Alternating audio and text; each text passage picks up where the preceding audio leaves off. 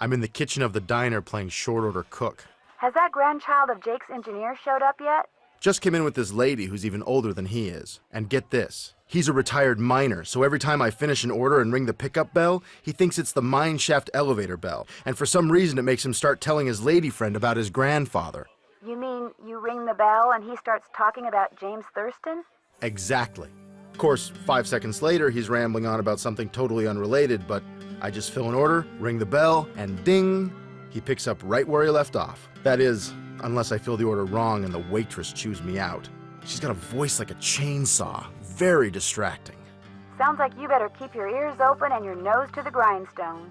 I am. Just wanted to keep you posted. Well, good luck. Thanks. Talk to you soon.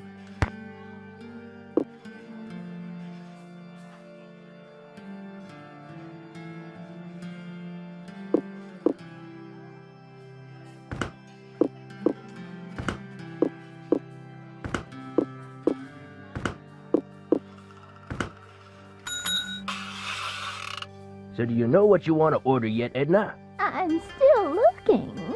Did I tell you that my granddad was the engineer on a private train owned by one of the richest men that ever passed through Copper Gorge? Jake Hurley was his name. Yes, sir, my granddaddy was Jake's private engineer for more than 25 years. Told my daddy that men don't come any crazier than Jake Hurley, or any nicer. Treated my granddaddy real well, and told him stuff. Real important stuff. Stuff he made my granddaddy swear to never ever forget. Stuff that my granddaddy told my daddy, and that my daddy told me. Why don't you get the egg salad, Edna? Eggs are back to being good for you, you know.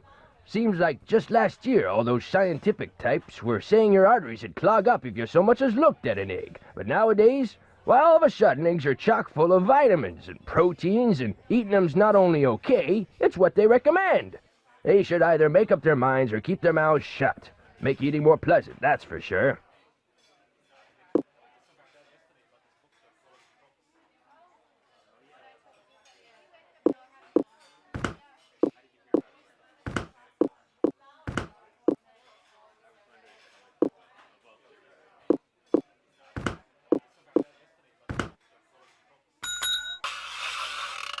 Yes, sir, Jake Hurley told my granddaddy things he never told another living soul. Not even his wife. I tell you about her, Edna?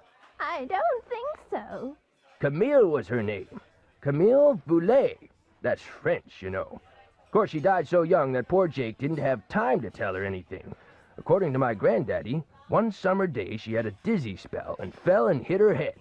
She didn't take well to the heat, see? And sometimes in the summer, when they were going through the desert, why, that train'd be just like an oven. Anyway, Granddad said she got right up afterwards and seemed okay. But a couple hours later, Jake found her in her room, dead as a doornail.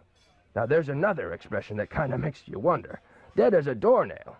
How can something be dead if it was never alive to begin with? And why a doornail? Why not something else that begins with a D? Like dish rag or dust mop. Dead as a dust mop. That's kinda got a ring to it, don't you think?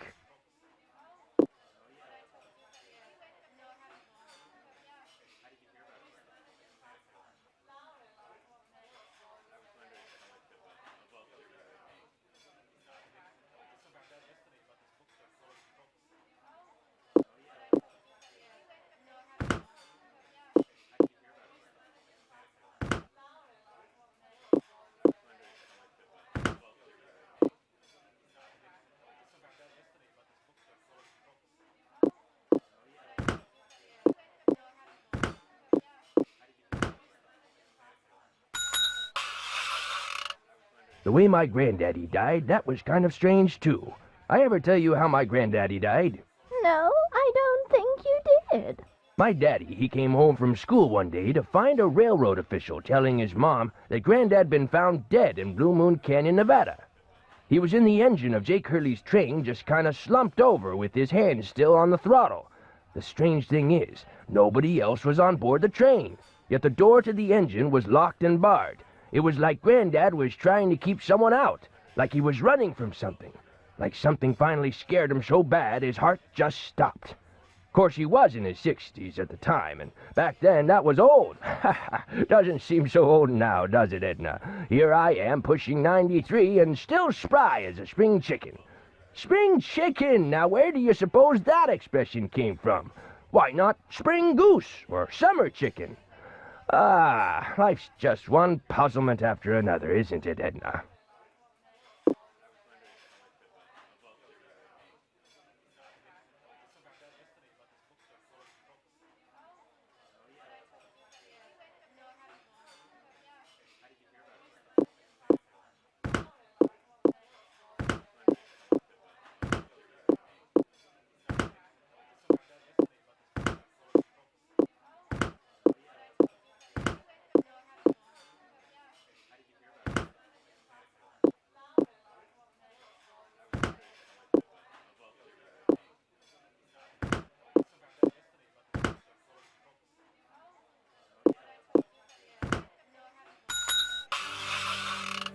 I ever tell you about the mine my granddaddy said Jake Hurley'd found?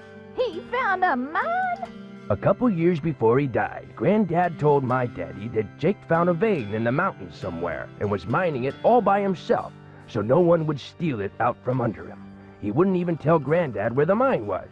What he'd do is have Granddad drive the train real slow so he could jump off without Granddad seeing him. Then Granddad would pick him up at a prearranged spot a few days later. Oh, they didn't call him Crazy Jake Hurley for nothing. Speaking of crazy, you see how much Abner's charging for a haircut at that shop of his now? $20! But what's even crazier is people are actually paying him that. I told him the only way I'd pay him $20 would be if I came in with hair down to my knees. He just laughed and said I was a crazy one. $20 for a haircut? What is this world coming to?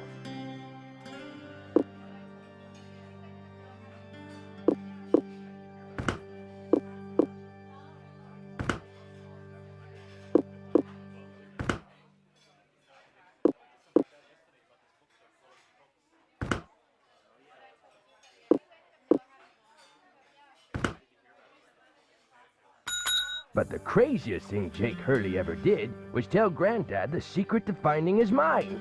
He made him swear to tell it to my daddy and nobody else. Eventually, my daddy, he told me, and it was so bizarre that I remember it to this day, though I sure don't understand how it'd help anybody find his mine. But since my daddy didn't tell me not to tell anybody, this is what Crazy Jake Hurley told Granddad, word for word. The eye of the tiger is fixed on a star. Zircon lies in fingers that scar. Amethyst floats in a hand from the deep. Citrine is what the foul mouth shall keep. Tourmaline by a soft arm is ensnared. Peridot rests at the foot of the mare.